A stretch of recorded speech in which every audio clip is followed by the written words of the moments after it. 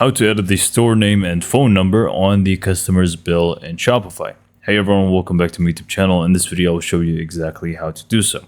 So let's just go and do a very quick before and after. So if you just go to settings, notifications, and go to customer notifications, order confirmation. This is basically the default one. This is what people see right away. So right now, before any change, it says explain space. And if you have your phone number, it's also going to be shown in here as well sometimes. So in order to change those, what you want to do is just log into your Shopify admin and go to the settings tab from the bottom left.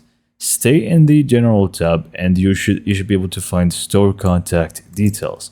This is going to be where you are just going to change the store name and phone number. So you can just go and click on the first option, and this is going to be the store name.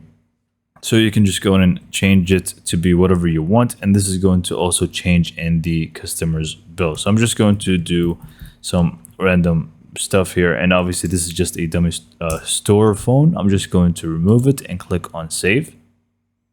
And now we should be good to go. So if we just go to settings again, it may take a few minutes to refresh, but if we just go to notifications, hopefully it did by now, and go to customer notifications, and again just order confirmation, we should be able to see the new name of the store. And also if you updated the phone number, it's going to showcase the new one if it did previously. So this is pretty much all you need to do. So hopefully you found this video to be informative and helpful, and for more information, subscribe to my YouTube channel, and thank you for watching.